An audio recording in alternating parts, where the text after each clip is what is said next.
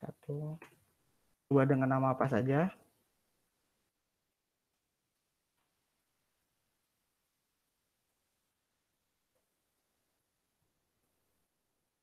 Nah,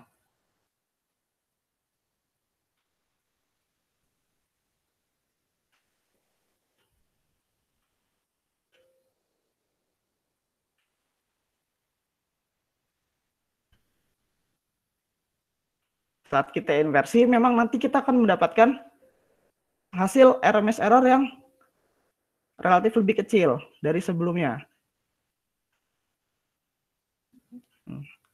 Kita mendapatkan RMS error yang lebih kecil dari hasil sebelumnya. Akan tetapi, perlu diingatkan lagi, saat datum point, kita cek lagi datum poinnya. Nah, saat datum point kita kill, jumlah datum point pada lintasan yang kita gunakan itu akan berkurang. Nah, apabila data atau datum point yang kita gunakan di awal itu jumlahnya sedikit, seperti data dahulu yang kita gunakan ini, kita kill terus sampai kita mendapatkan RMS error misalnya di bawah 10. Nah, otomatis nanti si resolusi dari data itu akan berkurang. Ibaratnya seperti ini, anggaplah datum point ini sebagai pixel dalam kamera atau gambar. Nah, gambar itu kan pada dasarnya terdiri dari banyak pixel ya.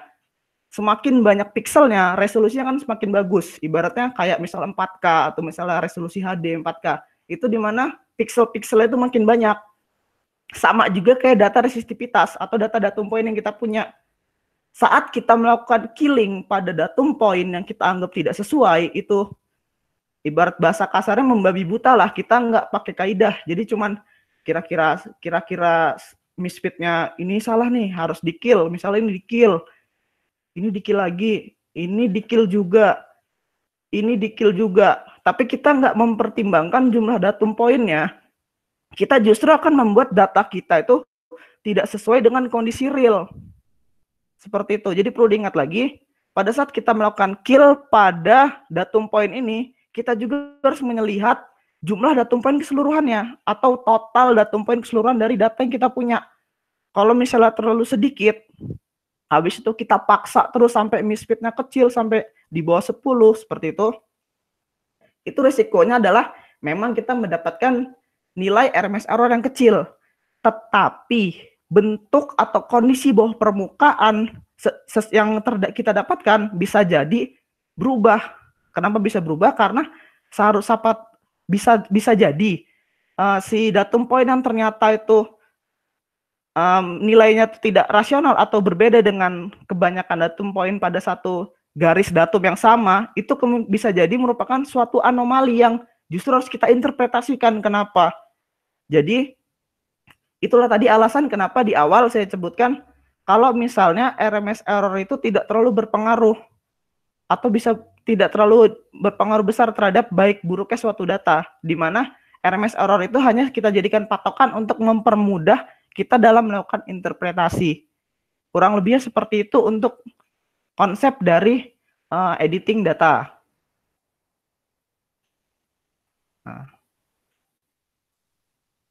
Nah, ini untuk hasil inversinya saya ulang lagi aja. Nah,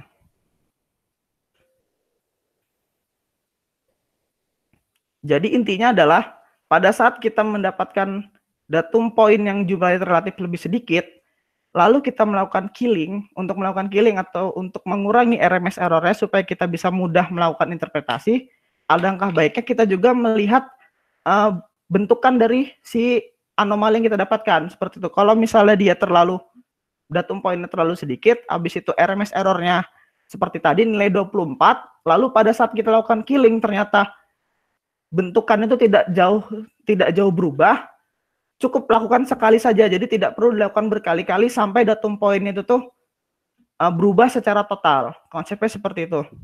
Nah, kenapa pada suatu pengukuran itu bisa didapatkan datum point yang banyak dan juga terdapat datum point yang sangat sedikit? Itu bergantung dari jumlah elektroda yang digunakan dan juga konsep pengukuran yang digunakan.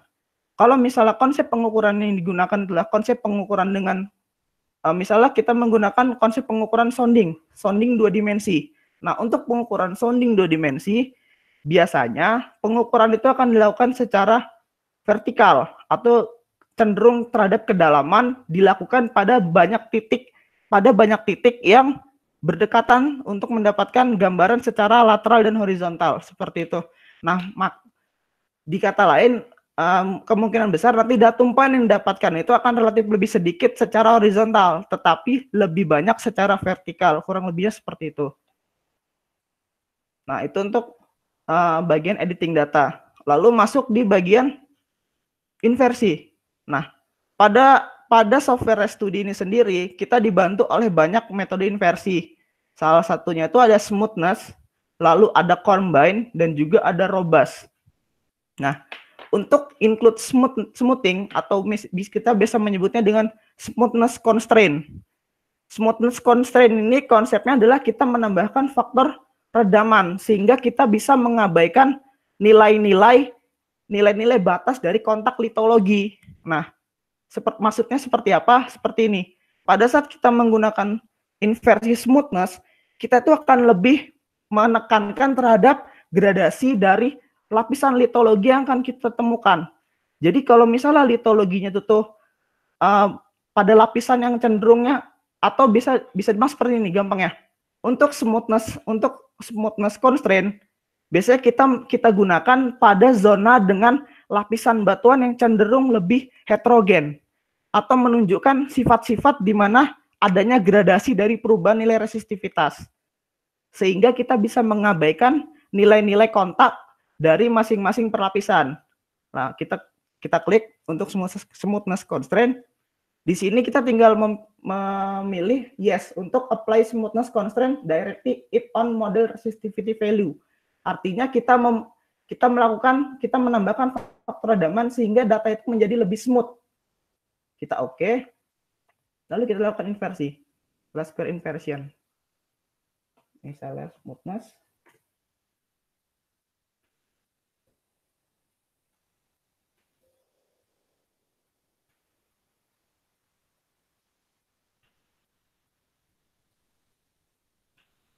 Nah, oke. Nah, biasanya itu untuk smoothness ini, di hasilnya itu nanti dia akan batas-batas kontaknya itu akan cenderung lebih halus, di mana gradasinya itu lebih normal.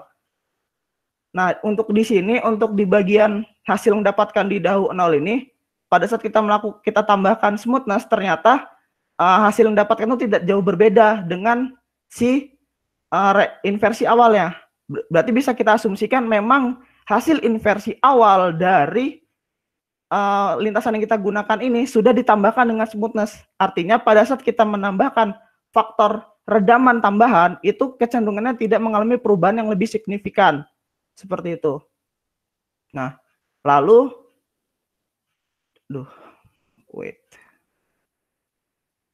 lalu ada di sini, ada combine inversion. Nah, untuk combine inversi ini, kita menambahkan 2 buah inversi yang berbeda. Ada Marquardt dan Ockham. Nah, kombinasi ini sebenarnya sama aja kayak smoothness juga, akan tetapi lebih kepada kita mengkombinasikan kedua buah metode untuk mendapatkan hasil yang lebih optimum, seperti itu. Caranya sama kayak tadi, tinggal kita yes aja, lalu kita lakukan inversi.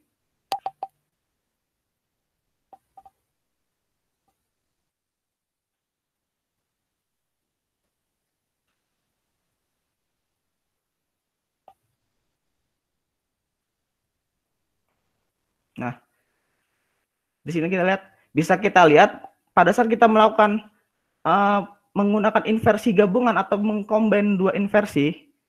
Nah, di sini RMS errornya akan cenderung lebih kecil. Kenapa lebih kecil? Karena kalau pada inversi ini, gabungan inversi ini, combine, itu kita menambahkan faktor redaman yang lebih besar. Sehingga faktor-faktor batas kontak dari litologi yang kita punya, itu akan lebih terlihat. Nah, biasanya inversi ini digunakan pada zona-zona yang berdekatan atau pada daerah-daerah dengan struktur kontak yang terlihat jelas. Misal pada daerah-daerah yang mempunyai struktur kayak sesar, habis itu kayak ini seperti bedrock, kita mau cari bedrock di batuan. Nah, itu kita bisa melihat bentuk kontak secara jelas, akan tetapi juga litologinya atau litologi atau dari gradasi warna litologi itu terlihat jelas juga. Nah, itu untuk yang inversi gabungan. Lalu untuk robust ini sendiri adalah sebenarnya kebalikan dari yang smoothness. Kalau smoothness tadi itu kan kita mau cari gradasi dari nilai resistivitas yang terlihat. Nah, bagus untuk daerah dengan tipe lapisan yang heterogen. Nah, kalau misalnya robust ini kecenderungannya kebalikan dari smoothness. Kita tidak terlalu butuh mengetahui persebaran lapisan seperti apa atau kontak lapisan seperti apa. Yang mau kita tahu dari robust ini adalah di sini nih kelebihan dari metode ini, dari inversi ini adalah kontak antar lapisan itu akan terlihat jelas. Jadi pada saat kita menggunakan inversi robust, memang gradasi dari nilai resistivitas itu tidak akan terlihat jelas. Akan tetapi batas kontak dan litologinya, itu akan sangat terlihat jelas.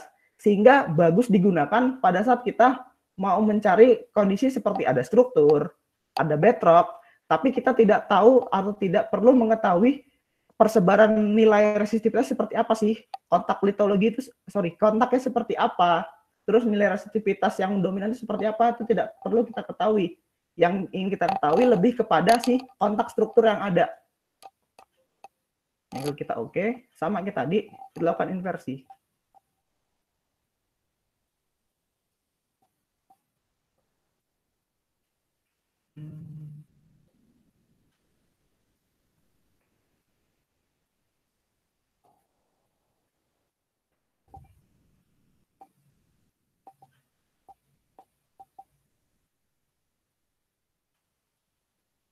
Nah, seperti ini hasilnya.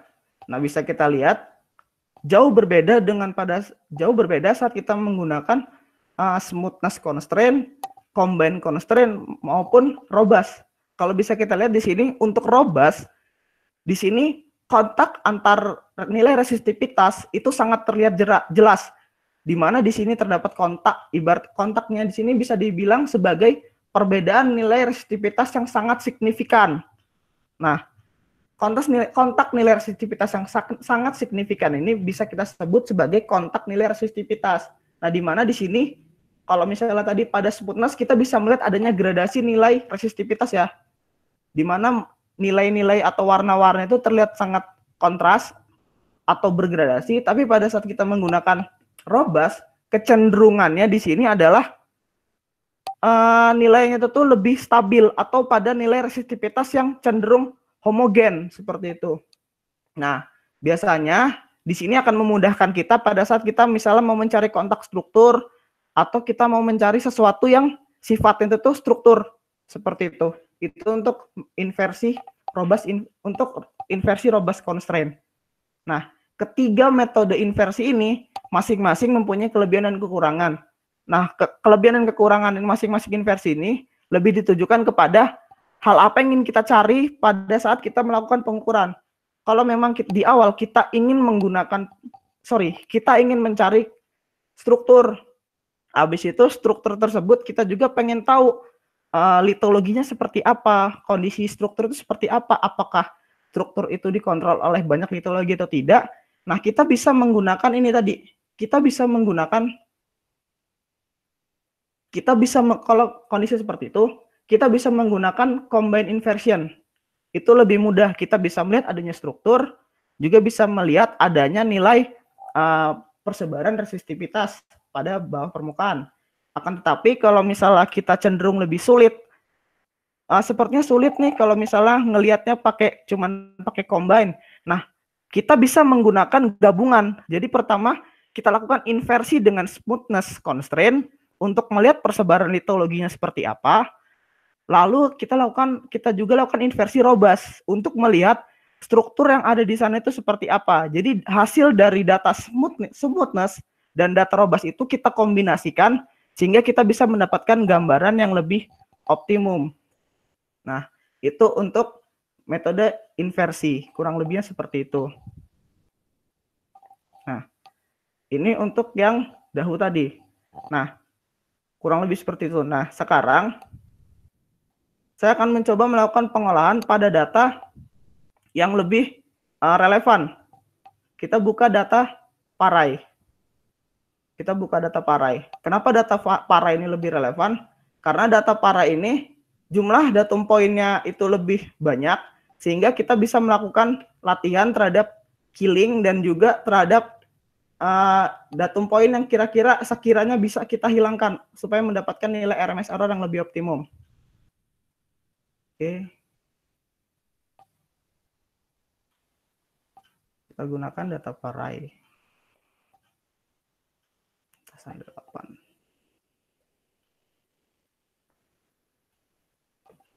Nah, kita lakukan inversi seperti sama kayak di awal.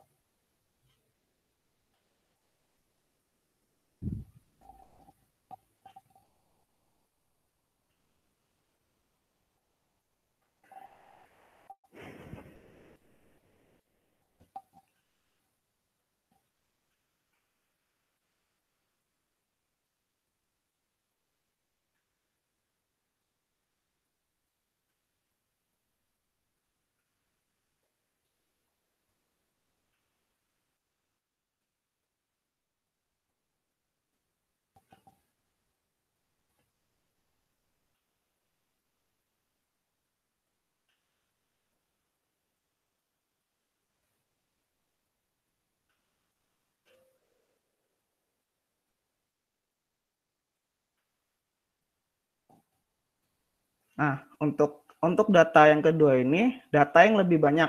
Datanya lebih banyak dan juga lintasannya lebih panjang.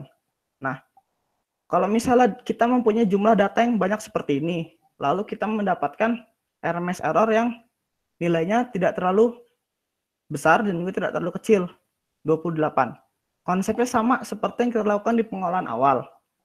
Kita sebenarnya tidak perlu melakukan pengubahan pada nilai ini tadi, nilai inversi yang sudah dilakukan, seperti kita mengubah nilai damping faktor, habis itu ada nilai finite mesh element, karena pada saat RMS error cenderung seperti ini, atau nilainya tidak terlalu besar, tidak terlalu kecil, itu di bagian damping faktor maupun RMS convergence-nya itu sudah mencapai nilai yang optimum. Tinggal bagaimana kita bisa menghilangkan kira-kira nilai-nilai yang merupakan noise pada data yang kita punya. Nah, bagaimana sih cara untuk melihat noise itu di mana noise, lalu bagaimana cara menghilangkan datum poin yang sekiranya itu merupakan datum poin yang tidak relevan?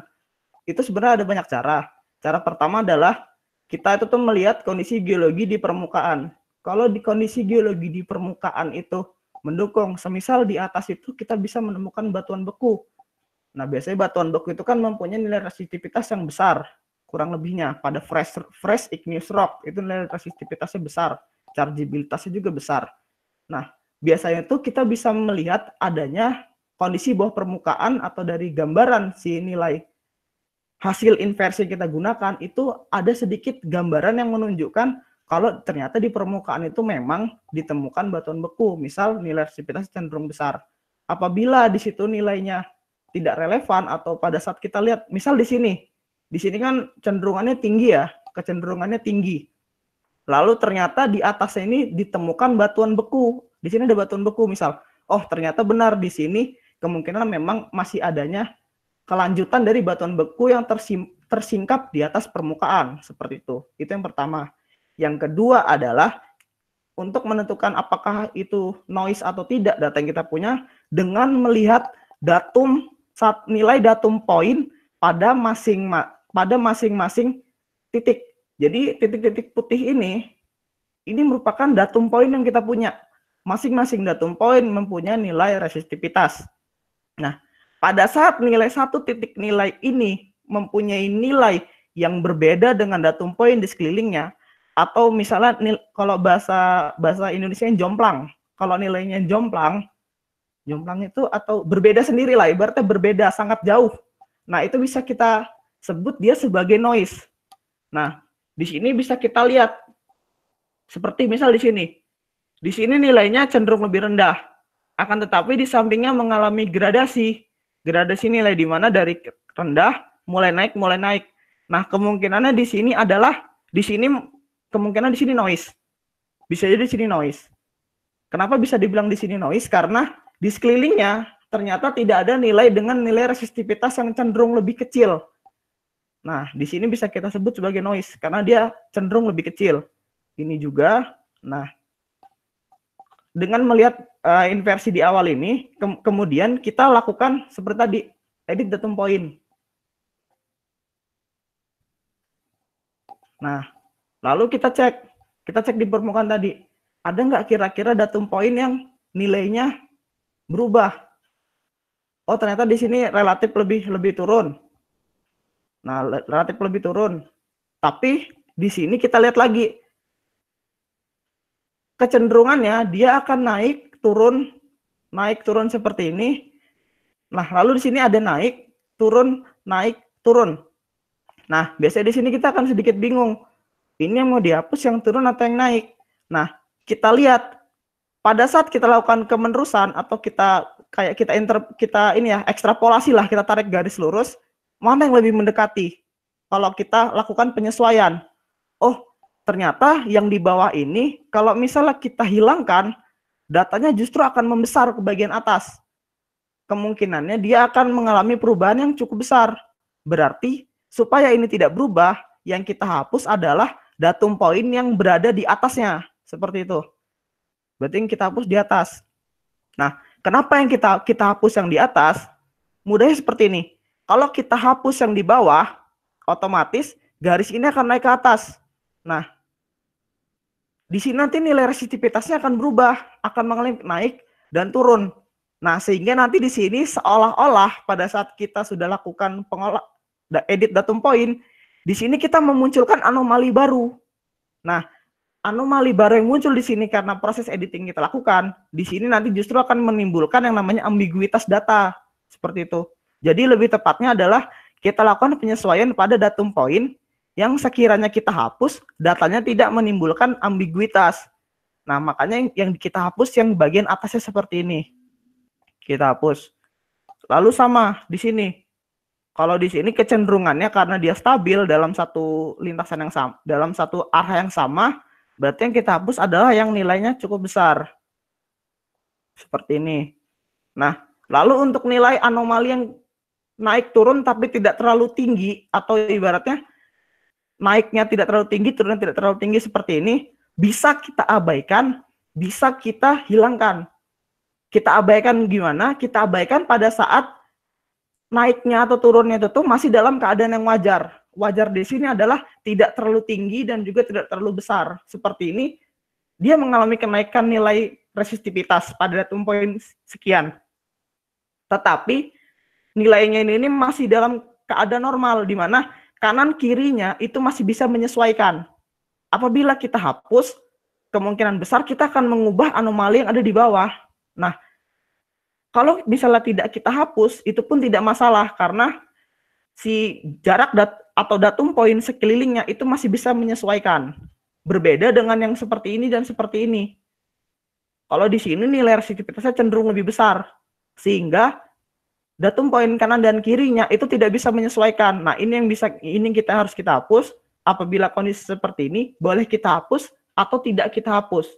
Kalaupun mau kita hapus, itu pada saat kondisinya memang datum poin kanan dan kirinya itu memiliki tren yang cenderung lebih berbeda. Misalnya di sini naik turun, tapi di sini naik lagi menjadi besar. Nah, itu bisa kita hapus. Tidak apa-apa. Kalau masih seperti ini, masih bisa kita maklumi. Masih bisa kita gunakan. Lalu kita hapus yang bagian di sini, karena ini tidak relevan. Juga sama. Lalu bisa kita lihat di sini, ada perubahan. Nah, di sini kalau misalnya ada datum poin sampai melakukan cross pada datum poin di atasnya, nah ini bisa kita hapus ataupun bisa kita abaikan atau bisa kita terima. Bisa kita terima pada saat kita sudah tahu apabila di sini memang ada anomali.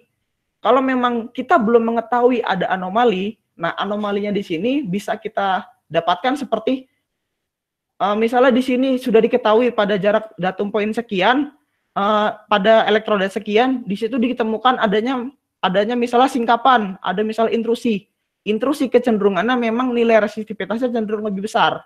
Nah, itu bisa kita abaikan karena itu memang anomali yang sudah kita dapatkan di awal.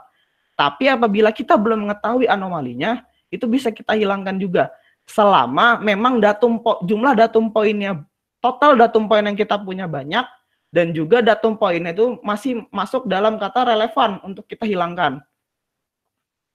Seperti itu. Oke, sama seperti tadi. Kalau misalnya sudah, kita tinggal edit window. Oke, kita save hasil yang kita punya.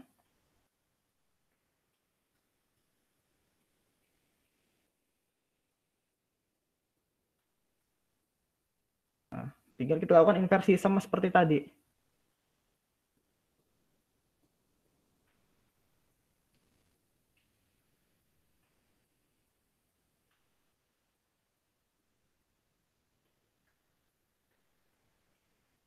Oh iya, kalau misalnya agak kecepatan, bisa minta tolong diingetin ya. Soalnya saya sering banget terlalu cepat kalau misalnya ngomong.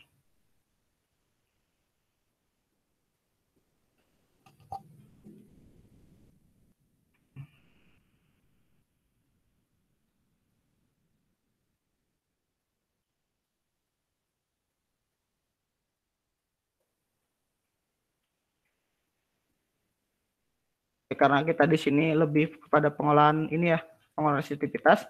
Jadi nilai IP itu bisa kita abaikan saja. Konsepnya IP sama resisitivitas itu sama aja, nggak jauh beda.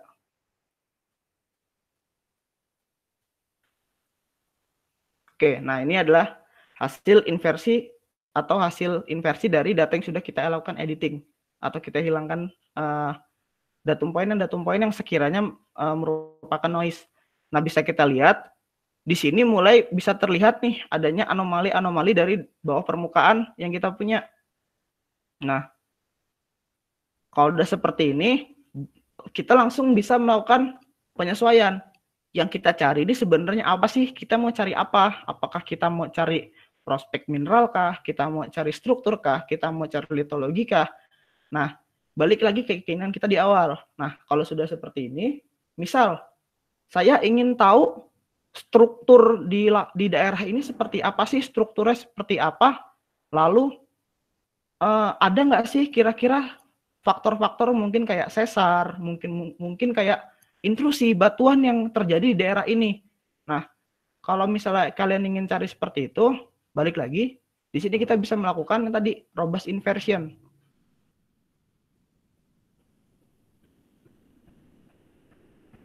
Lalu kita oke.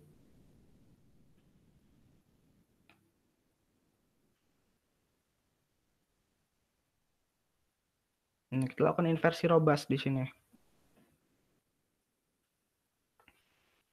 Sebenarnya dasar dari pengolahan menggunakan residu inverse seperti ini, dan juga kebanyakan sudah dipelajari di praktikum. Jadi mungkin di sini hanya saya membantu mengingatkan dan juga membantu mungkin kawan-kawan yang masih bingung dalam proses pengolahan maupun proses interpretasi. Nah, seperti ini.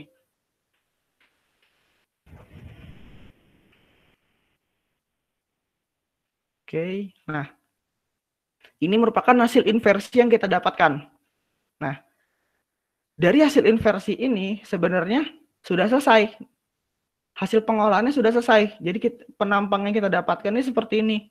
Lalu pada saat kita sudah mendapatkan penampang dan juga kita sudah mendapatkan hasilnya ibaratnya gitu, sekarang adalah bagaimana cara kita menginterpretasikan hasil yang kita dapatkan dari suatu penampang. Nah, di sini pada saat kita melakukan inversi menggunakan robust constraint, kita kan sudah tahu di awal, inversi ini bisa membantu kita dalam menentukan kontak-kontak struktur dan juga kontak litologi yang ada di bawah permukaan. Nah, di sini kalau kita bilang itu kontak itu adalah batas. Nah, untuk menginterpretasikan kontak batas maupun kontak struktur, itu kita bisa melihat adanya perubahan struktur yang sangat signifikan. Semisal seperti ini. Di sini sudah terlihat jelas. Di sini bentukannya seperti batas kotak seperti ini. Nah, kemungkinannya di sini merupakan kontak dari suatu struktur. Nah, di sini bisa kontak struktur, bisa jadi ada sesar, bisa jadi juga memang hanya batas struktur litologi seperti itu. Nah, untuk memudahkan kita bisa melihat panduan dari peta geologi regional yang kita punya. Itu nanti bisa kita lakukan penyesuaian seperti itu. Nah, lalu bagaimana cara kita menentukan suatu sesar dari, misalnya kalau kita mau cari sesar nih, kira-kira ada sesar atau enggak? Terus kira-kira ada ini enggak sih, ada patan atau enggak? Itu patan atau sesar itu juga bisa ditemukan dan bisa dilihat dari penampang resistivitas hasil inversi. Nah, bagaimana sih menginterpretasikannya? Cara mudahnya seperti ini. Sesar pada dasarnya itu sesar atau struktur patahan itu pada dasarnya adalah perubahan dari nilai resistivitas yang besar berubah tiba secara mendadak mengalami perubahan baik itu menjadi lebih tinggi maupun menjadi lebih rendah. Misal kita lihat di sini. Di sini kita bisa melihat di sini ada batas. Ada batas nilai resistivitas. Di sini resistivitasnya cenderung medium. Medium, di sini low, di sini juga medium. Nah, kemungkinannya di daerah sini itu terdapat suatu kontak struktur, bisa jadi suatu sesar. Kenapa bisa kita bilang seperti itu? Karena di sini terdapat ini tadi perubahan nilai resistivitas yang cukup ekstrim, di mana dari dia medium tinggi menjadi lebih rendah. Nah, seperti itu. Sama halnya pada saat kita mendapatkan bentuk penampang yang lain.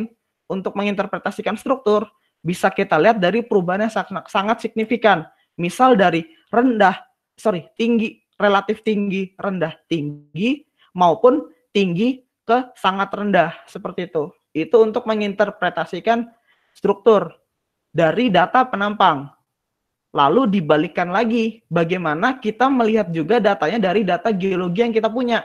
Misal data geologi yang kita punya ternyata menunjukkan, oh benar di sini ada struktur sesar nih.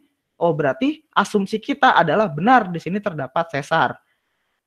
Di sini saya mengingatkan lagi, balik lagi, untuk metode resistivitas, kita tidak bisa melakukan asumsi terhadap suatu struktur maupun suatu struktur, batas litologi, kontak, tanpa adanya panduan dari metode lain, baik itu dari magnetik, grafiti, maupun peta geologi, di mana metode resistivitas ini tidak bisa menggambarkan struktur secara utuh.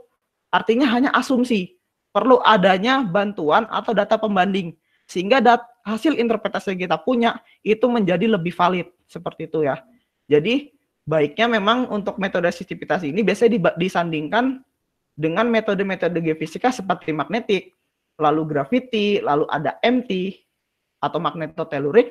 Tujuannya seperti ya, untuk apa? Untuk mendapatkan hasil dari interpretasi yang lebih relevan, sehingga data yang kita punya itu lebih tidak menjadi hoax atau datanya valid, bisa digunakan.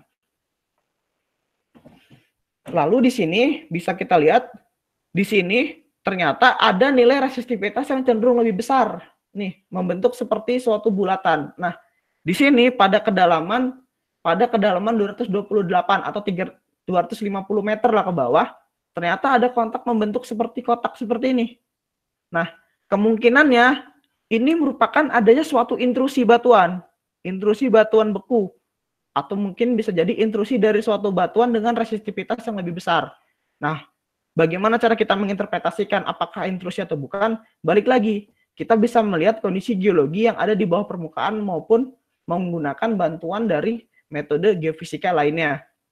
Nah, ini untuk interpretasi pada data yang kita punya. Nah, sebenarnya untuk interpretasi ini bisa kita lakukan juga pada software lain seperti pada Survor maupun pada Oasis. Nah, dan juga cara interpretasinya kurang lebih seperti itu. Nah, ini untuk pengolahan data pada satu lintasan. Bagaimana pada saat, balik lagi sekarang. Biasanya dalam pengukuran geofisika itu nggak cuma dalam satu lintasan. Minimal itu kita punya yang namanya 4 atau lebih dari satu lintasan. Kenapa kita dalam menggunakan pengukuran geolistrik itu menggunakan lebih dari satu lintasan? Supaya kita bisa mendapatkan hasil yang lebih akurat dan juga gambaran yang lebih baik untuk kita mempermudah dalam interpretasi seperti itu. Nah, ini untuk satu lintasan. Bagaimana kalau misalnya kita punya dua lintasan dan ingin kita interpretasi Seperti itu. Caranya sama. Pertama itu tinggal kita olah aja sampai mendapatkan hasil penampang seperti ini. Kemudian bisa kita lakukan perbandingan menggunakan software seperti Surfer maupun Oasis. Nah, sekarang kalau saya akan menggunakan software Surfer. Kenapa menggunakan software Surfer? Karena di sini lebih mudah dan juga lebih cepat untuk pengolahannya. Nah, bagaimana sih untuk mengonversi dari RStudio ke Surfer? Sebenarnya di praktikum sudah pernah dijelaskan juga dan caranya itu cukup mudah, yaitu tinggal kita klik display. Di sini ada show inversion result. Lalu kita oke. Oke, kita oke saja. Nanti di sini akan muncul hasil dari inversi kita, kayak ada elektroda yang digunakan, lalu ada jumlah iterasinya seperti itu. Nah, lalu kita tinggal display section ini untuk melakukan display ya, untuk melakukan display. Nah, di sini kita misalnya kita menggunakan model dengan topografi. Kita tinggal lakukan display topografi model display. Oke, berarti baru topografinya.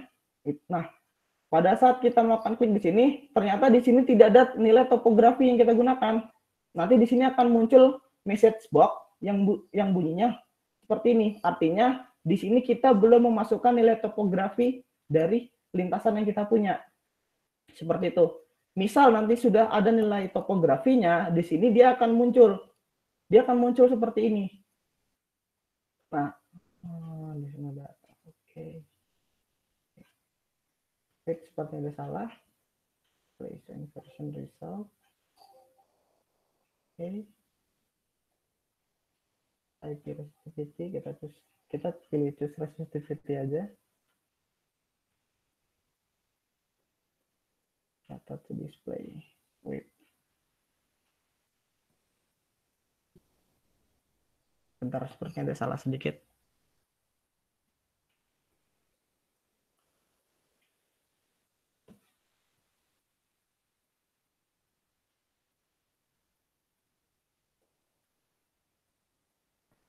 Oke.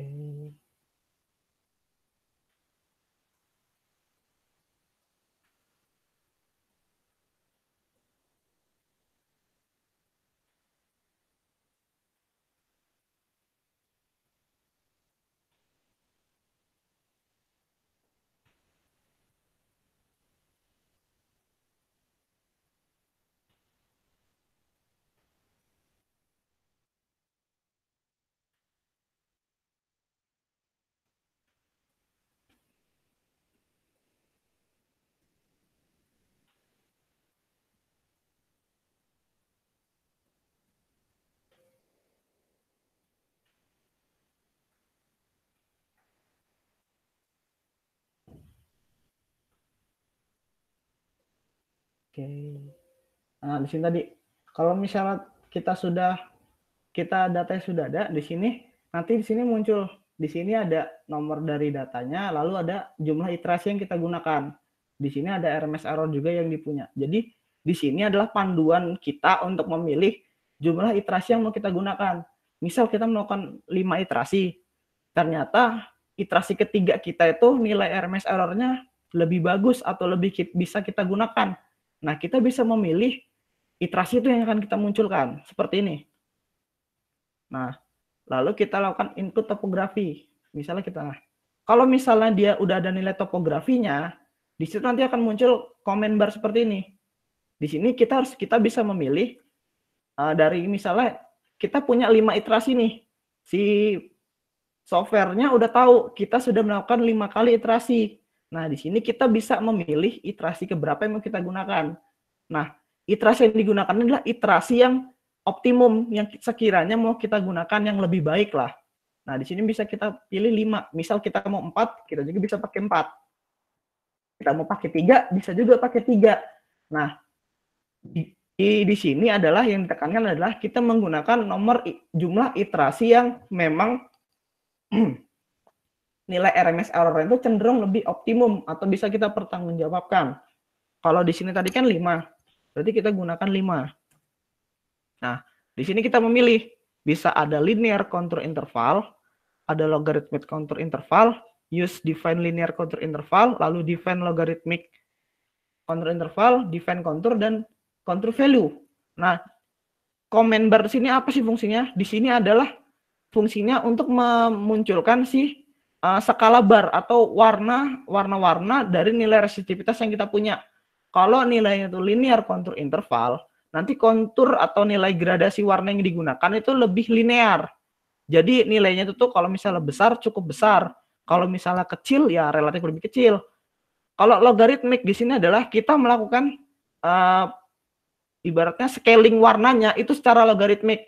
Nah, logaritmik ini biasanya digunakan pada saat kita memang mempunyai nilai resistivitas itu yang sangat besar, misal di atas 2000, di atas 3000, dan nilai atau jarak atau range dari resistivitasnya itu cenderung lebih besar. Misal resistivitas terkecil kita itu 0. Lalu nilai yang keduanya di sini ada 2000. Lalu ada 3000, 4000. Naiknya itu tuh per 1000. Nah, itu kita bisa menggunakan logaritmik kontur interval. Kenapa? Karena range-nya itu besar dan bisa kita perkecil sehingga kita bisa mendapatkan nilai resistivitas yang lebih sederhana. Logikanya seperti itu. Nah, kalau yang linear kontur interval ini ya kita menggunakannya bisa kita gunakan sih pada nilai resistivitas yang tadi naiknya cukup 1000, tapi nanti akan cukup membingungkan pada saat memang terdapat nilai resistivitas yang cenderung lebih kecil. Misal di sini naik di sini 0, 1000, tapi di sini tiba-tiba naiknya 1500. Kalau misalnya kita pakai logaritmik ini tadi nilai 1500 ini tadi bisa jadi itu menghilang dari skala warnanya nanti. Seperti itu, konsepnya seperti itu. Jadi untuk yang linear ini bisa kita gunakan pada saat memang range dari skala range resistivitas yang kita punya cenderung lebih kecil atau perubahannya lebih sedikit, lebih kecil, misal dari 10, 20, 30, seterusnya seperti itu. Nah, kalau yang logaritmik itu kita bisa gunakan pada saat memang range itu cenderung lebih besar atau biasa lebih dari 20.000 seperti itu. Lalu di sini ada user. Nah, untuk yang user ini adalah kita bisa melakukan yang namanya melakukan pengisian nilai resistivitas secara manual. Baik, di sini saya contohkan dulu ya untuk yang linear kontur interval. Nah, ini untuk model resistivitas, nilai resistivitas secara topografi seperti ini. Nah, bisa kita lihat di sini nilai resistivitasnya cenderung dari 7. Nah, di sini cenderung warnanya di sini akan seperti ini. Ini untuk yang linear. Lalu masuk lagi. Kalau misalnya pakai logaritmik, nah kalau pakai logaritmik tadi dari nilainya 7, dia diperkecil jadi 1,9. Nah, sebenarnya nilainya sama aja. Tapi di sini kita bisa melakukan penyesuaian. Penyesuaian itu gimana? Yaitu tadi dengan kita melihat nilai resistivitasnya. Nah, tadi dia jadi lebih kecil. Jadi lebih kecil sama memang lebih kelihatan lah ibaratnya kontak-kontak dari resistivitasnya seperti apa. Nah, lalu ada yang user define. Kalau user define ini di sini kita bisa memasukkan nilai minimum dan maksimum kontur yang ingin kita gunakan. Nah, kalau di sini kan udah ada nih nilai maksimum sama minimum yang sudah didapatkan dari si software atau pengolahan yang kita gunakan. Kita bisa menggunakan ini atau bisa kita sesuaikan. Misal kalau kita mau nilainya lebih kecil, ternyata 0,1 dan maksimumnya itu misal 150. Bisa saja digunakan. Nah, seperti ini tinggal kita yes, oke. Nah, ini tadi. Nah, di sini adalah user define untuk yang linear. Bisa kita lihat di sini jauh lebih besar nilainya.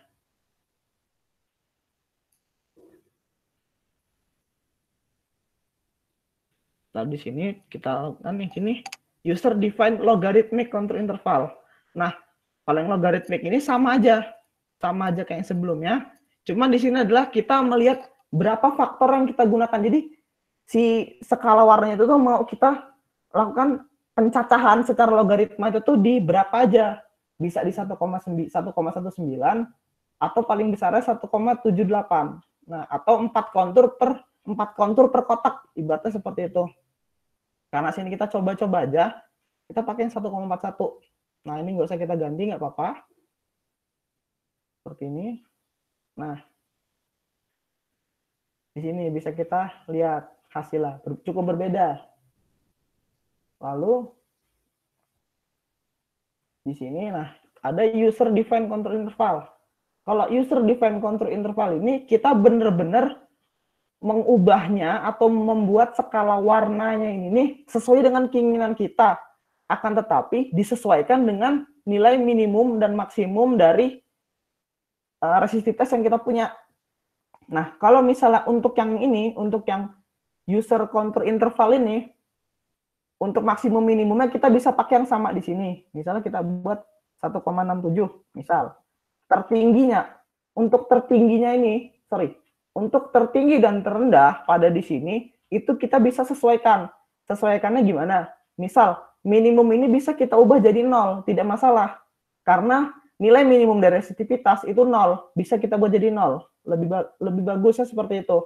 Nah, tetapi untuk maksimumnya itu diusahakan jangan kurang dari 175,82. Kenapa seperti itu? Kenapa jangan kurang? Karena pada saat nilainya nanti lebih kecil, pada saat kita mendapatkan resistivitas yang nilainya sekian atau berada di angka sekian, dia itu tidak akan berada di skala warna yang kita punya. Jadi nanti warnanya jadi putih atau tidak terdefinisi kalau di software itu, warnanya putih. Dia ada nilai resistivitasnya, tapi dari skala warna itu nggak kelihatan. Lebih tepatnya seperti itu. Misal di sini kita mau buat 0. Kita mau buat 0 di sini nggak masalah. Kalau maksimum kita perbesar boleh. Misal 180. Itu nggak masalah. Tapi jangan juga terlalu besar. Kalau terlalu besar, nanti di bagian scaling warnanya yang kita lakukan secara manual ini, kita akan sedikit kebingungan. Seperti itu.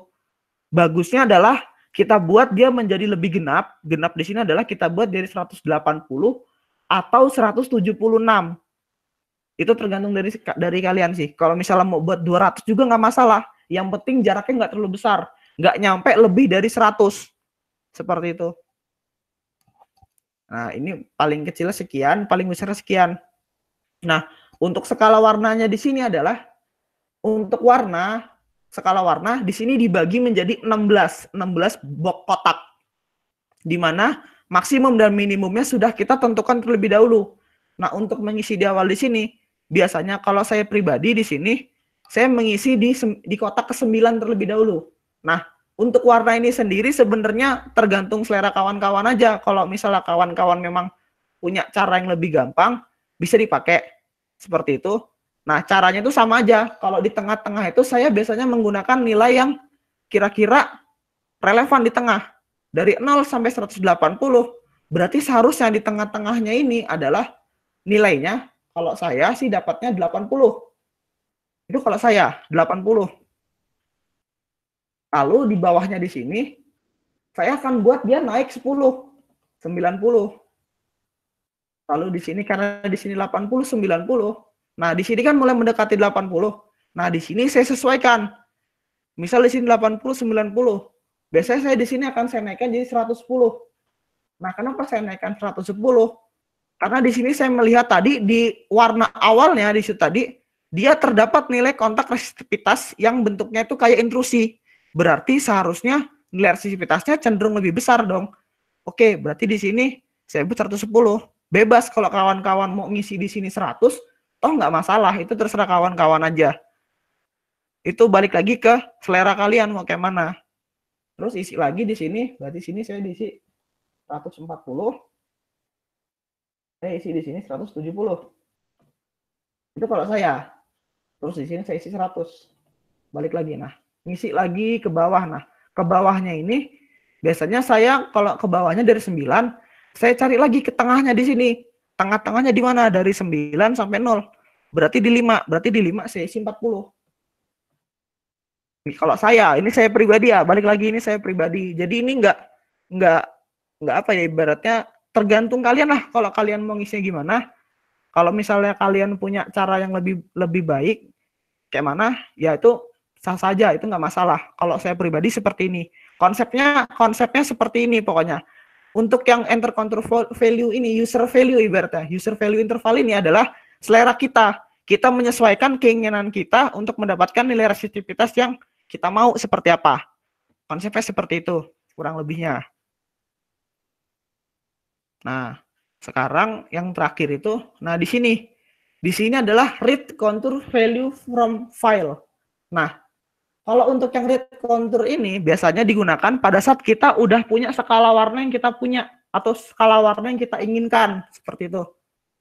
Misal, nah biasanya skala warna yang read ini itu filenya udah ada dalam bentuk .lvl, level warna.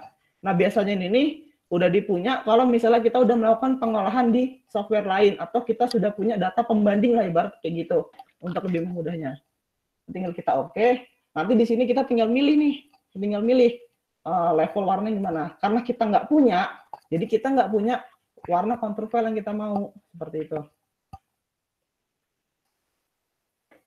Oke, berarti udah. Balik lagi berarti misal kita mau pakai yang ini, kita mau pakai yang logaritmik, boleh-boleh aja kita pakai logaritmik. Kalau udah kayak gini, lalu kita file. Nah, untuk men-save dia atau format yang lain itu ada di save di XYZ format, sama ada di server format. Nah, XYZ format ini nanti akan di-save dalam bentuk Excel, kurang lebih dalam bentuk Excel. Nanti dia itu tuh ibaratnya bisa di-save atau bisa kita gunakan untuk pengolahan, bisa di Voxel, bisa juga di Earth Imager, bisa di Oasis. Nah, itu disupport oleh file berbentuk XYZ file.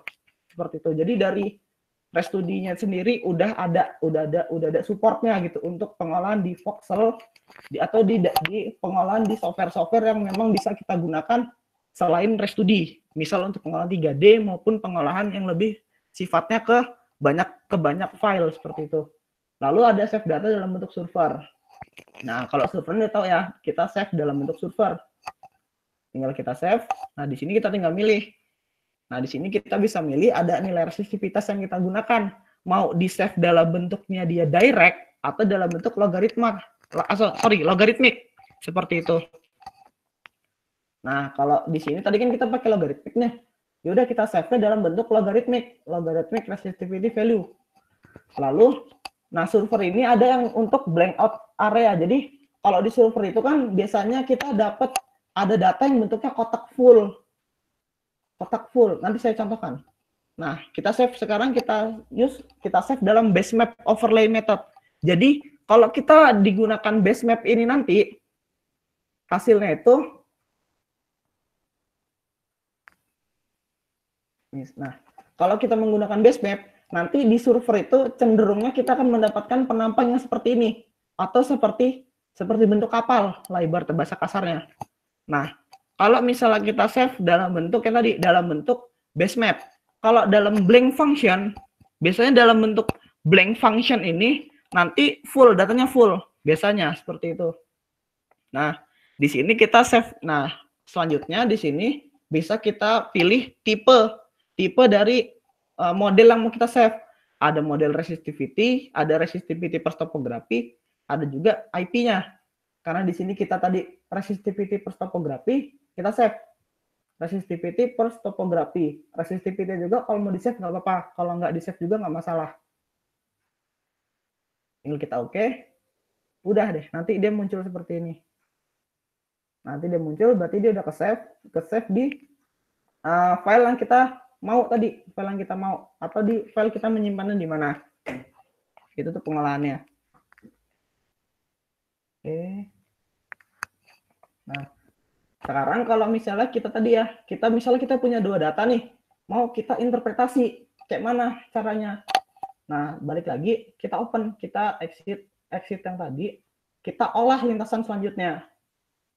Misal, read data file, kita mau ngolah data yang kedua, misal lintasan 9 deh, misal lintasan 9. Sama kayak tadi konsepnya. Tinggal kita inversi.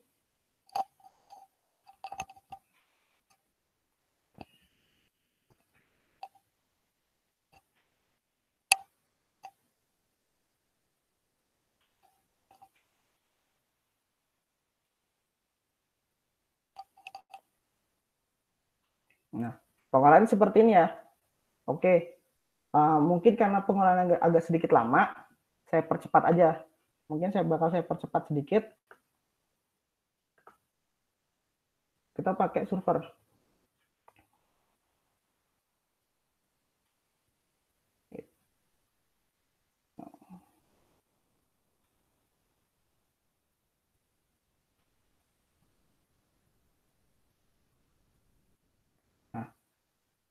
Nah, kalau untuk server ini tadi, kita tinggal tunggu. Oke. Kita save aja. Di sini kita tinggal grid data.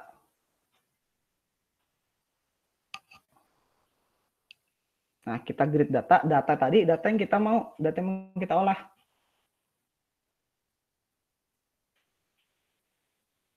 Kita tinggal buka tadi datanya. Nah, di sini kita pilih yang tadi ini. Kita pilih yang top restivitas, top res logarithmic. Nih, top res logarithmic.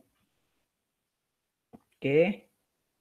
Di sini ada x location itu ada x, ada nilai titiknya, titik patoknya, b itu derivasi, c itu ada nilai resistivitasnya, logaritmik resistivitas. Terus untuk gradingnya saya pakai yang minimum kurvatur. Kenapa pakai minimum kurvatur nggak pakai kriging? Nah, kalau misalnya pakai kriging, biasanya itu nanti data yang dipunya itu akan bolong. Jadi kalau misalnya nilai resistivitasnya itu disuruh sendiri, sebenarnya metodenya itu interpolasi. Jadi pada saat kurang lebih interpolasi sih setahu saya. Jadi kalau misalnya kita pakai kriging, nanti di beberapa titik atau di beberapa datum point ini tadi, location X-nya ini, dia itu akan nggak bernilai. Nah, seperti itu. Nah, untuk mengantisipasinya, dipilih yang minimum kurvatur. Jadi, kalau misalnya dia nilainya itu relatif lebih kecil, dia masih bisa terbaca, kurang lebih seperti itu. Lalu, seperti itu. Nah, kalau misalnya pakai server 16, di sini kita bisa pakai grade Z limit. Nah, untuk grade Z limit ini, kita mau lihat sih minimum Z-nya itu di berapa. Jadi lebih kondisional seperti itu. Kita buat dia custom. Nggak usah diubah nggak apa-apa, nggak masalah. Nah, biasanya di sini tuh yang diubah orang-orang itu ada di bagian spacing sama nilai maksimum minimumnya. Nah, spacing itu nanti itu fungsinya untuk apa? Fungsinya nanti itu untuk ini, untuk grading data. Jadi jarak si data itu jadi lebih lebar. Nah, nanti memudahkan sih kalau misalnya kita mau masukin nilai topografi. Nah, kalau sekarang kita nggak usah kita ubah karena kita pengen tahu dulu gimana sih caranya nginterpretasiin dari dua data lintasan seperti itu. Tinggal kita oke.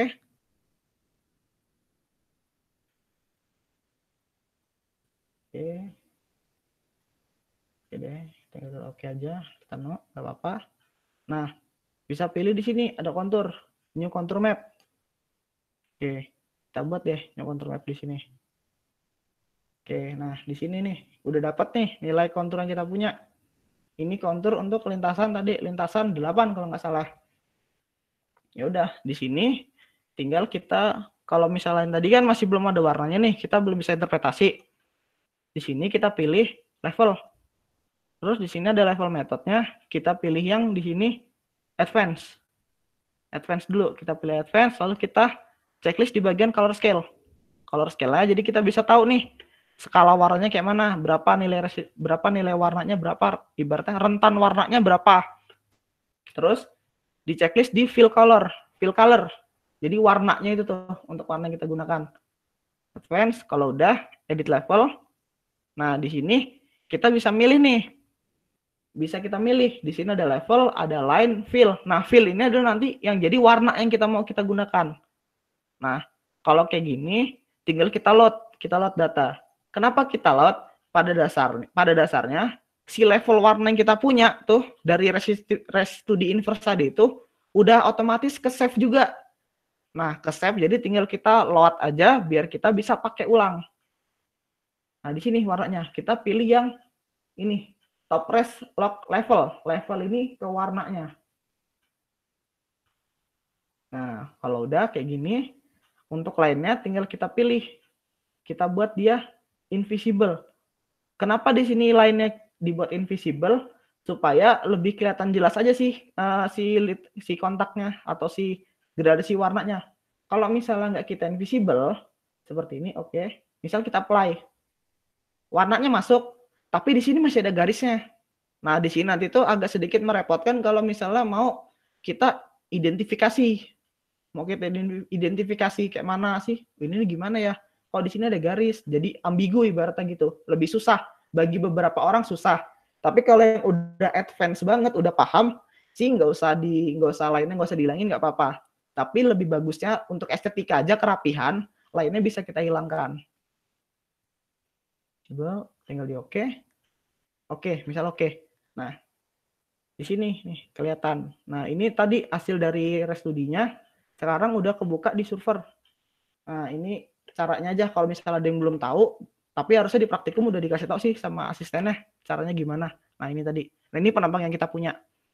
Nah, di sini warnanya sama si warnanya ini lebih jelas dibandingkan dengan restudi. Kenapa? Kenapa gitu? Soalnya di restudi tadi itu pixel aja lebih besar, dia lebih kotak-kotak, lebih blocky untuk pemberian warnanya atau gradingnya lebih blocky. Sehingga agak sedikit kita ngelihatnya tuh kayak sakit, mata kita agak sakit. Tapi kalau misalnya di server atau di Oasis, dia lebih smooth karena gradingnya jauh lebih baik, lebih bagus gitu. Ini sama aja. Nah, misalnya untuk lintasan 8 sama. Nah, misal kalian udah ngolah ternyata lintasan 8 sama lintasan 9 udah sama-sama diolah. Caranya sama kayak tadi, tinggal kalian home, kalian tinggal buka lintasan 9-nya. Oke, karena lintasan 9-nya udah pernah saya coba, jadi saya ini aja.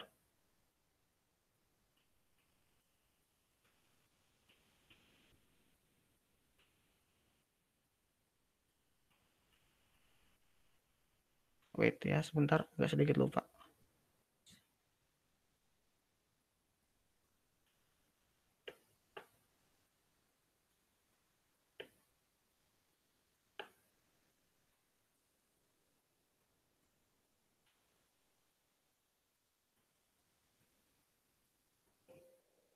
Wait.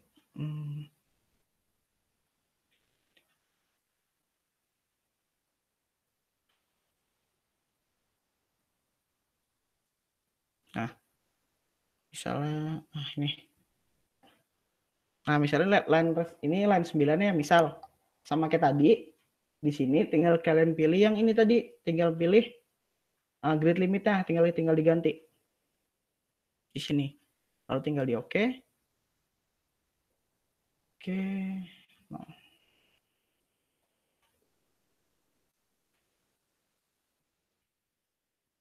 Tinggal di oke aja. Nanti otomatis keluar.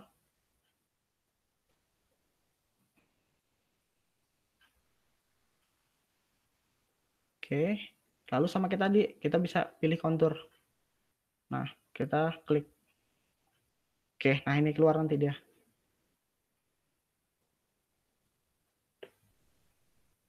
Misal, kayak gini. Kalau udah, balik lagi sama kayak tadi. Tinggal kita atur warnanya. Advance.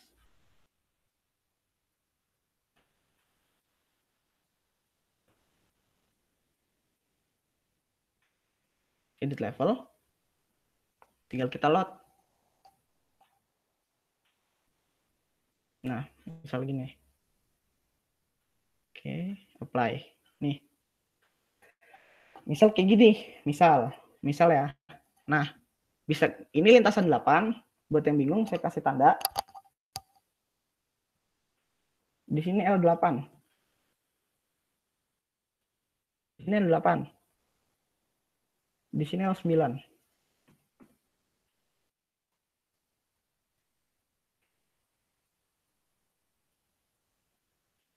Nah, nih.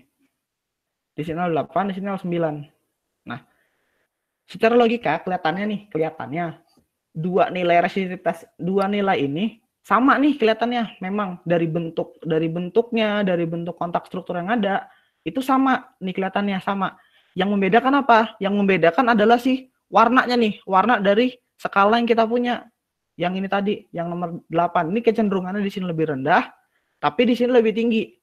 Seharusnya kalau misalnya kita belajar geologi kan, secara geologi nih, lapisan itu kan tersebar atau mengalami persebaran secara lateral horizontality atau lateral continuity. Dia melampar ke segala arah dengan relatif resistivitas, dengan nilai atau dengan ibaratnya dengan lapisan yang cenderung lebih sama seperti itu. Kalau misalnya lintasan 8 sama lintasan 9, ternyata dia itu tuh sebelahan. Di sini kelihatan nih jelas ada kontak yang sama di sini, bentuknya sama nih. Cuman nilai resistivitasnya ternyata berbeda. Bisa jadi memang di sini yang belum sesuai adalah si skala warna yang kita gunakan. Nah, gimana cara nyamain skala warna yang kita gunakan? Biasanya kalau saya itu saya sesuaikannya dengan nilai resistivitas yang cenderung lebih besar. Jadi maksudnya gimana? Seperti ini. Lintasan 9 sama lintasan 8 itu kan dia resistivitasnya kecenderungan lebih besar di sini di 9 ya. Lintasan 9 resistivitasnya lebih besar kecenderungannya. Ibarat atau skala warnanya lebih besar. Nah, itu bisa kita sesuaikan dengan si lintasan 8-nya. Jadi kayak gini. Sama kayak tadi. Misalnya ke lintasan 8. Oke, ini skala warnanya kita muncul juga deh. Nih. Sorry. Nih. Ini skala warna untuk lintasan 9, ini skala warna untuk lintasan 8. Bisa kita lihat berbeda jauh ya. Berbeda jauh. Kenapa bisa berbeda jauh? Yang pertama, lintasan 8 ini tadi saya nge-save-nya pakai yang logaritmik. Sedangkan lintasan 9, saya save-nya itu pakai yang nilai resistivitas. Seperti itu. Sebenarnya nggak masalah, nggak jadi masalah selama kita bisa menyesuaikan skala warna yang kita punya. Nah, cara menyesuaikannya gimana? Cara menyesuaikannya kalau saya balikin lagi di awal tadi, saya menggunakan nilai resistivitas dari lintasan dengan nilai yang paling besar. Nah, lintasan 9 yang saya pakai nih, jadi patokan. Berarti lintasan 8, tinggal kita edit level. Di sini, di bagian level of counternya ini, contour levelnya, itu kita samain aja, kita sesuaiin. Misal, atau kita sesuaiin, bisa kita ganti. Misal, paling tingginya 90. 90 itu udah warna putih. Paling tinggi 90. 90 itu warnanya ini, warnanya ungu tua banget. Nah, kita bisa buat di sini yang paling tinggi. Ya sama kayak di ResStudy tadi, kalian bisa buat dia jadi lebih genap, lebih besar, tapi jangan terlalu besar juga. Misal mau dibuat 100, nggak masalah dibuat 100. Terus di bawahnya dibuat 90. Nah, gitu nggak apa-apa. Misalnya di bawahnya lagi 6148. Tinggal ganti. 6148. Seperti ini. Atau cara kedua, kalian tinggal load. Pilih si level warna lintasan 9. Tadi kan lintasan 9 saya pakai warna ini ya. Tinggal diklik. Oke. Tinggal kalian apply. Coba apply. Nah, di sini. Ternyata di sini kan nilai resistivitasnya masih tinggi-tinggi kan? Masih tinggi-tinggi di sini ternyata. Oh ya udah, berarti kalau misalnya dia masih tinggi-tinggi banget di sini tadi, kalian coba kalian load tapi masih pakai yang 8 atau kalian back lagi, kalian back. Nah, misalnya tadi kita back nih, udah kita back, ternyata pas kita ubah di sini tadi warnanya ini semua biru semua. Nggak sesuai kayak di sini, padahal kita udah pakai skala warna yang sama. Oke, berarti tinggal kita sesuaikan aja di sini, tinggal kita sesuaikan. Berarti sekarang gantian, lintasan 9 yang kita sesuaikan. Berarti lintasan 9 skala warnanya kita ubah. Nah, ini tadi kita load ke bagian yang tadi.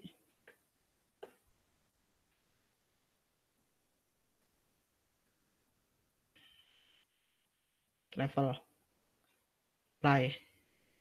Ah, nih. Line. Visible. Oke, nah. Bisa kita nih.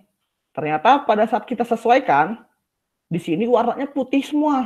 Kok hilang ini? Kok hilang semua? Kok ini putih semua? Kenapa bisa kayak gini? Balik ke awal. kita men-save lintasan 8 sama lintasan 9 ini dalam dua tipe resistivitas yang berbeda. Lintasan 8 yang di-save dalam logaritmik, lintasan 9 ini di-save dalam bentuk resistivitas atau yang biasa atau yang langsung resistivitasnya. Jelas nanti berbeda, penyesuaiannya juga akan sedikit lebih sulit. Nah, ini yang tadi kita gunakan. Kalau misalnya langsung kita pakai level yang sama di kedua-keduanya, dia itu nanti hasilnya seperti ini, berbeda. Nah, itu makanya nanti disarankan, kalau saya menyarankannya, pada saat di-save dari restudi tadi ini, di-save dari restudi ini tadi, kalau bisa di-save-nya dalam bentuk yang sama. Misal kalau misalnya dia dalam bentuk logaritmik semua. Kalau misalnya dalam bentuk langsung atau direct resistivity, ya udah dalam bentuk direct resistivity semua. Jangan sampai campur-campur. Kayak lintasan 8 pakai logaritmik, ternyata di sini pakai direct. Nah, itu tadi kendalanya nanti pada saat kita mau menyesuaikan skala warna yang kita gunakan. Nah, kenapa sih kita perlu menyamakan skala warna? Balik lagi. Sebenarnya kalau kayak gini nih, bisa kita langsung interpretasi. Wah, di sini ada kontak struktur nih. Wah, di sini sama, di sini lapisan. Di sini ada, oh di sini ada struktur lagi. Oh, di sini bentuknya sama, intrusi. Tapi di sini intrusi apa ya? Di sini lapisan apa? Kok di sini nilai resistivitasnya 0,9 sampai 1. Tapi di sini nilainya 8 sampai 29. Wah, kok bingung? Nah, itu dia. Penyesuaian skala warna tujuannya adalah untuk mendapatkan ini gambaran tadi supaya kita bisa interpretasi jadi lebih bagus. Misal, walaupun kalian nanti udah punya peta geologi, kalau misalnya skala warnanya belum disesuaikan, dia kecenderungannya bakal sulit diinterpretasi nanti dia. Nah, itu tadi.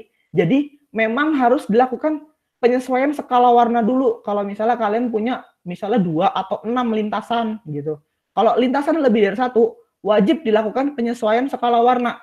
Skala warna resistivitas. Tujuannya untuk apa? Untuk mempermudah interpretasi. Selain mempermudah interpretasi, jadi data yang kalian punya itu jadi bisa dipertanggungjawabkan gitu. Jadi kalian juga nggak bingung sendiri pada saat mau ngejelasin ke orang yang lebih awam, orang awam ibaratnya gitu. Gampangnya seperti itu. Terus pada saat melakukan save juga, itu jangan sampai ke balik-balik.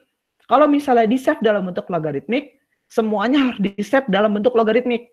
Kalau disimpan dalam direct resistivitas, harus disimpan dalam direct. Nggak boleh sama, nggak boleh beda gitu. Sebenarnya bisa juga, bisa ini langsung, bisa sebenarnya di skala warna disamain dua ini, tapi bakalan repot atau bakal punya makan waktu yang banyak gitu. Alangkah lebih mudahnya kalian sudah save dalam bentuk yang sama kedua-duanya. Jadi nanti ibaratnya interpretasinya jadi lebih mudah. Itu kalau dari saya, caranya seperti itu.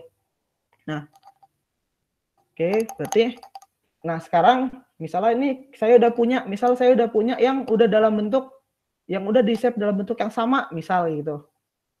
Ya udah, tinggal dibuka. Kita back lagi.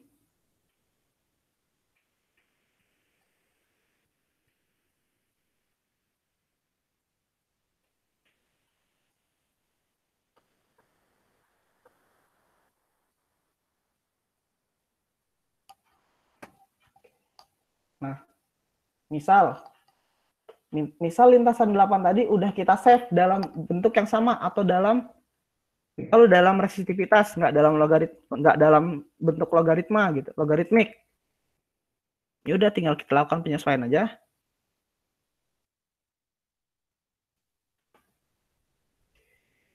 Oke, kita level.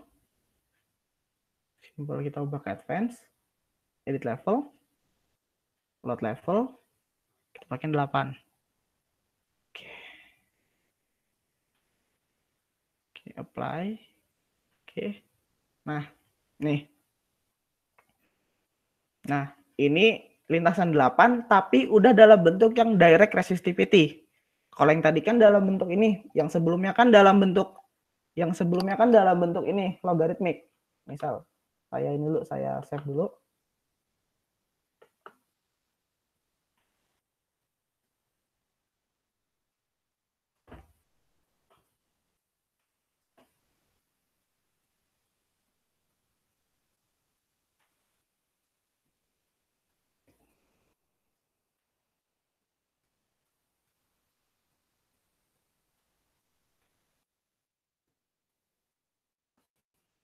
Ini tadi nih.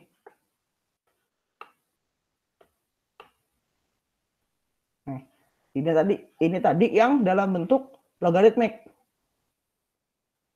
Nah, yang bentuk logaritmik ini dalam bentuk yang direct resistivity. Nih. Oke, lihat, kita bisa lihat dia cenderungnya lebih sama. Malah bisa dibilang sama, nggak jauh beda gitu. Cuman memang yang membedakan adalah si skala warna resistivitas yang kita gunakan. Seperti itu. Nah, sekarang karena kita ini untuk membandingkan, yang ini tadi kita cancel aja. Nah, kita fokusnya pakai yang ini, pakai yang resistivity. Nah, lintasan 8 yang dalam bentuk udah di save dalam yang direct resistivity.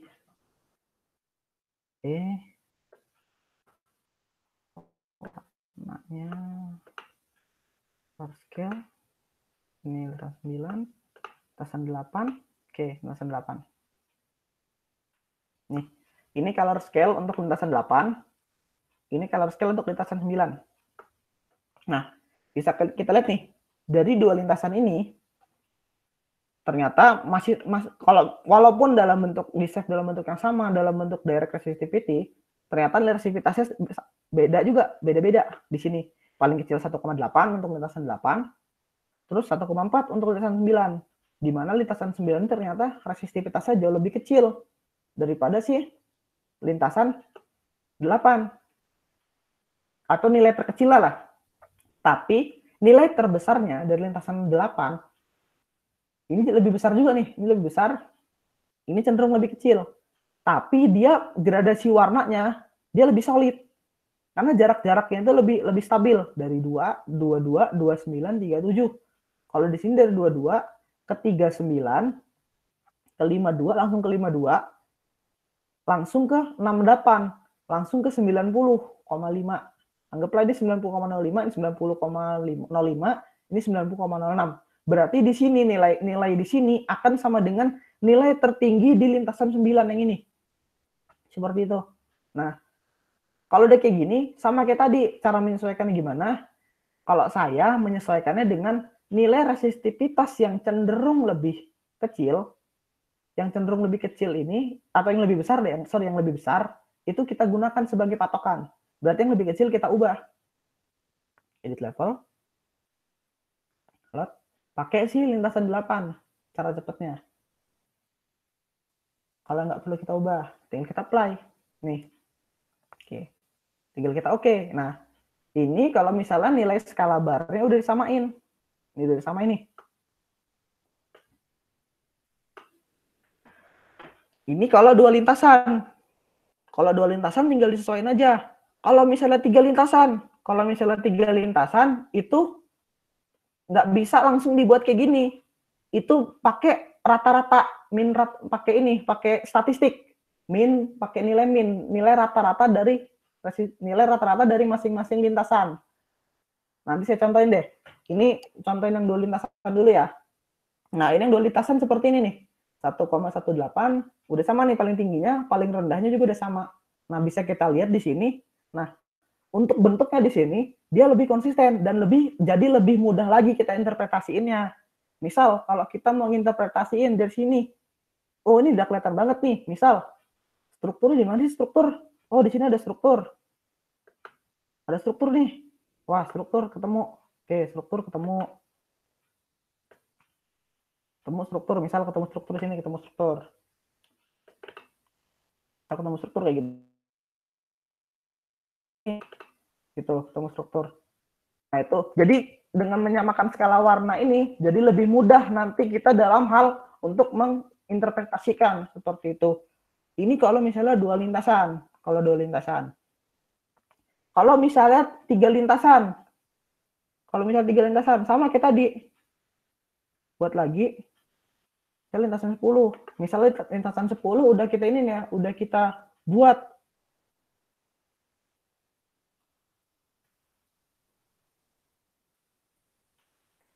Nah.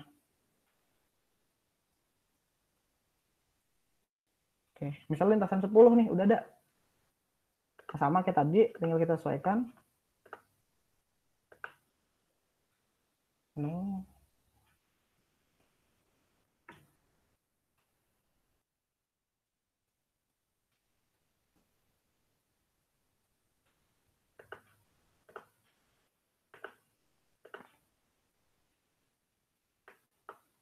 Ini misalnya lintasan 10. Nah, ini lintasan 10 nih. Oke. Lintasan 10 di bawahnya.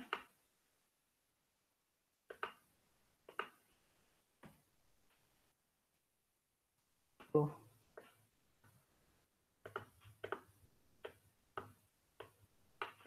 Oke.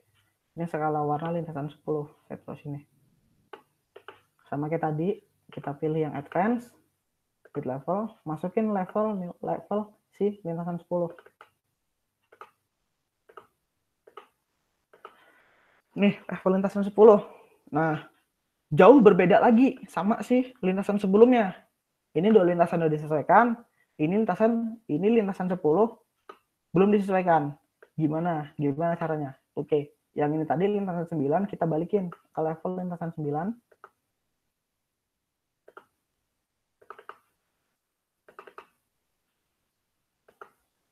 Oke, apply. Nah, ini yang awalnya bentuk awalnya ya. Ini untuk lintasan 9. Ini untuk lintasan 9, di sini lintasan 9, oke, lintasan 10. Nah, menyesuaikannya gimana? Cara menyesuaikannya, jalan.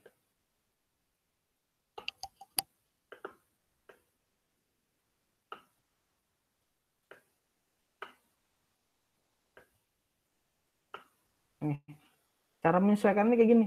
Dari 3 skala warna, gampang kita gini, kita jajarin dulu deh warnanya. Lintasan 8, lintasan 9, lintasan 10. Nih, lintasan 10. Nah, lintasan 8, ini 8, 9, 10. Nah, cara nyamain skala warnanya gimana? Kalau yang biasa saya gunakan, itu adalah dengan menggunakan rata-rata, rasio. Pakai yang range, pakai nilai rata. Jadi, nilai tertinggi kan 181. Tertinggi kedua 125. Tertinggi ketiga itu 90,05. Itu kita cari, kita bagi nilai rata-ratanya. Kita pakai kalkulator boleh. Kalau misalnya kalian mau nembak nilai juga nggak masalah. Yang penting nilainya masih dalam angka yang sama. Misal, kalau tertingginya di sini 181, tertinggi kedua 125, paling rendah 90. Berarti, kalaupun di sini saya pakai nilai paling atasnya 200, dia tidak masalah. Nggak masalah. Atau gini gampangnya. Paling tingginya itu tuh, kalian bisa pakai nilai paling tinggi dari ketiga lintasan ini. Misal kalau kalian mau pakai nilai 181 di atasnya, itu nggak masalah, boleh. Karena si 125 ini, kalau misalnya paling tinggi 181, dia nggak masalah. Nggak masalah. Tapi, kalau misalnya kalian mau pakai, misalnya aku mau pakai lah nilai tertinggi 90. Kedua lintasan ini, yang ini sama ini, nanti bakal bermasalah. Kenapa? Kalau misal tertinggi 90, si 181, 119, 125, ini nanti mau dikasih warna berapa, dia nggak akan ketemu warna. Atau warnanya putih nanti, jadi kayak gitu. Nah, jadi paling tingginya, kalian bisa pakai yang nilai paling tinggi dari ketiga lintasan. Berarti misal 181, paling tinggi 181, berarti gue kalau misalnya gue pakai paling tingginya 190, oke sih nggak masalah. Oke, tinggal buat. Misalnya jadi patokan lintasan 8. Nah, kalau misalnya kalian udah punya lebih dari 2 lintasan, itu basing-basing kalian, mau yang mau jadi kalian patokan yang mana, lintasan yang mau dipakai. Mau 8, 9, 10 nggak apa-apa. Yang mau diubah di awal nggak masalah yang mana. Kayak gitu, bebas. Misalnya ini, level paling tingginya, oke. Karena paling tinggi 181,34, lintasan 8, 9, 10. Oke, kalau misalnya di lintasan 8 gue kasih 181,34. Lintasan 9 sama lintasan 9 sama lintasan 10, harusnya mereka nggak masalah. Mereka nggak akan berantem. Oke, berarti 181,34 masih masuk akal. Yang kedua nih, 119 sama 61,8044. sama 81,374. Masih masuk akal ya? Masih oke. Oke aja. Ya udah oke. Oke kalau gitu oke, ya udah masukin aja, masukin. Misal mau kalian ubah jadi 90 doang, ya nggak masalah gitu. Oke. Terus yang ketiganya misalnya 90, 48 sama 61. Ada masalah nggak? Nggak ada masalah. Ya udah kalau nggak ada masalah, oke, pakai aja. Sama terus ke sini sampai di bagian bawah nanti. Sampai ketemu yang nilainya beda nih kayak gini nih. Sampai di sini nih. Ternyata di sini 6-nya di sini itu tuh dia berubah nih. 6-nya di sini jadi 6,5. Di sini jadi 6,3. Tapi di sini masih 9. Gitu. Tapi di sini lintasan kedua berbeda nih. Kayak gini. Gimana caranya? Ya udah nggak apa-apa, pakai aja 9. 9 nggak masalah. Berarti diubah. Nah, cara ngubahnya kayak gitu. Itu kalau misalnya kalian nggak pakai kalkulator.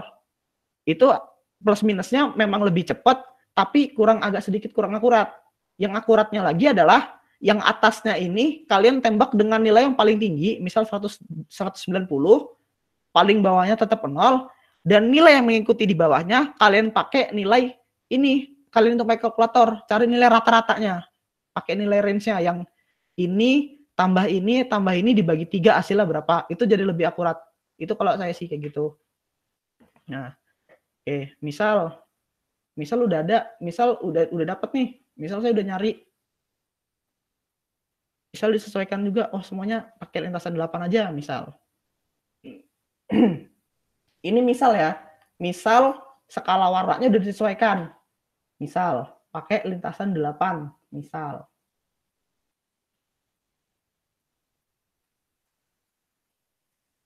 Oke.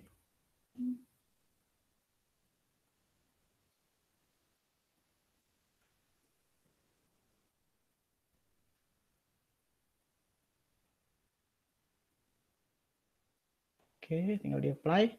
Oke. Udah. Misal udah kayak gini, misal skala warnanya udah sama semua. Kayak gini. Nah, ini jadi lebih mudah kita untuk menginterpretasikannya. Lebih gampang nih. Ternyata strukturnya ada kemenerusan di sini. Ternyata di sini kira-kira lapisan di sini tipe batuannya batuan ini. Nah, itu jadi lebih mudah. Nah, ini untuk yang penyamaan skala warna. Kalau ada 3 lintasan yang berbeda, seperti itu. Jadi, langkah pertama adalah samakan dulu skala warnanya, baru kemudian kita interpretasikan sehingga nanti dapetin hasil yang lebih baik, seperti itu. Nah, ini untuk pengolahan skala warna di Solver. Kalau di OASIS atau di Earth Imager atau di Voxel itu berbeda lagi, tapi konsepnya sama. Pertama adalah kita samain dulu skala warnanya. Tetapi kalau misalnya di OASIS atau di Voxel, kita udah langsung dapat warnanya sih, udah langsung dapat skala warna yang sama gitu. Karena dia otomatis, dari sistemnya udah dikonversi otomatis. Kalau di Solver memang kita harus melakukan secara manual, seperti itu. Dan memang langkah-langkahnya sedikit berbeda, mau di Voxel maupun di OASIS, seperti itu. Dan memang lebih direkomendasikan untuk pengolahan ini sendiri, kayak misalnya pengolahan membuat skala warna, habis itu interpretasi, itu emang direkomendasiin sih pakai Voxel atau pakai Earth Imager. Kenapa? Karena lebih akurat.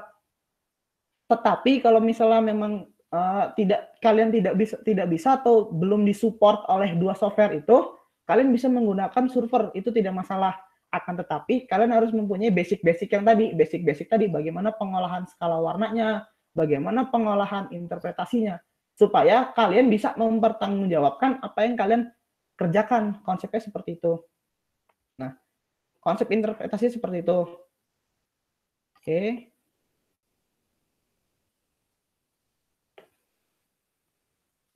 Sebenarnya kalau untuk pengolahan dari ResTudi sampai interpretasi seperti ini aja. Mungkin ada tambahan lagi, kalau misalnya kalian ingin menampilkan si ini skala warnanya itu dalam bentuk litologi batuan, itu dalam Solver bisa juga dilakukan. Cara kayak gini. Jadi ini kan tadi penampang yang udah disamakan skala warnanya. Kalau misalnya kalian mau nampilin, gimana sih cara nampilin supaya di sini skala warnanya tahu nih, misalnya yang kuning ini batu pasir, yang hijau ini lempung, yang biru ini gamping. Itu gimana caranya? Dalam server bisa kita pilih edit level, lalu di fill ini kita ubah di sini. Di fill ini kita ubah, di sini bisa kita ubah. Ada grayscale. Nanti tinggal kita ubah aja. Nanti bisa kita ubah dalam bentuknya.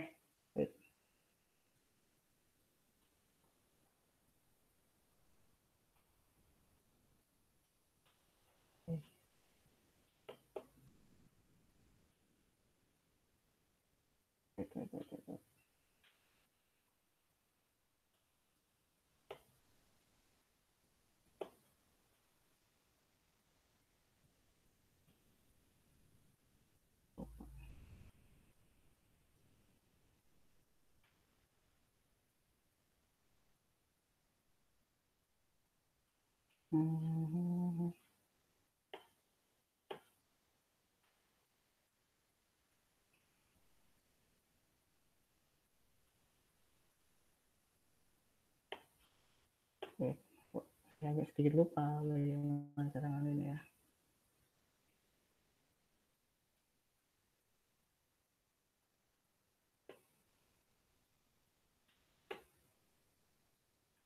Oke deh, saya agak sedikit lupa. Nanti mungkin saya sambil saya cari lagi. Saya agak sedikit lupa. Mungkin sampai di sini ada yang mau ditanya nggak dari kawan-kawan? Mungkin.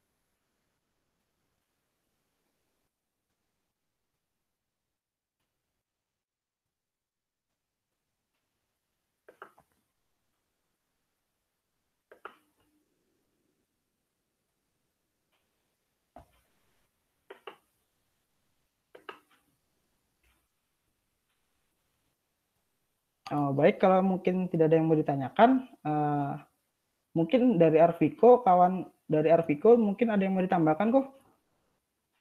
Karena saya di sini berdua sama Viko sebenarnya. Monggo Arviko dipersilakan. Kalau ada yang mau ditambahkan.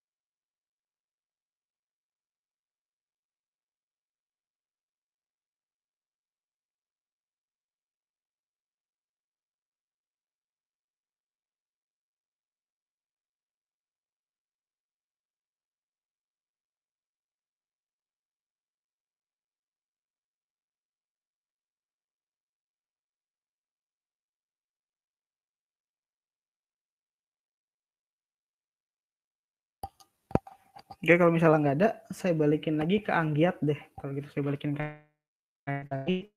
Terima kasih perhatiannya. Kemudian saya mau kalau misalnya ada yang ditanya lagi, bisa dong. Terima kasih. Baik Bang, sama-sama Bang. Makasih ya Bang. Makasih banyak ya Bang. Sekian abang-abang dan kakak-kakak serta teman-teman kami sekalian untuk workshop metode geolistrik hari ini kita tutup. Terima kasih ya Bang dan kakak-kakak yang udah mau mengikuti workshop online teknik geofisika ini. Sekali lagi saya ucapkan terima kasih.